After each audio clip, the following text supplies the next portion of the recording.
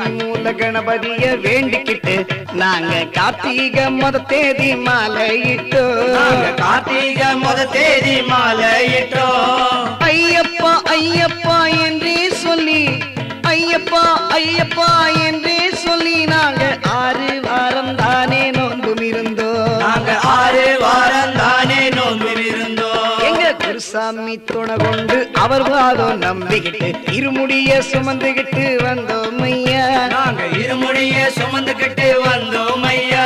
எங்க குருசாமி துணை கொண்டு அவர் வாதம் நம்பிக்கிட்டு இருமுடிய சுமந்துகிட்டு வந்தோம் ஐயா. இருமுடிய சுமந்துகிட்டு வந்தோம் ஐயா. 6 படை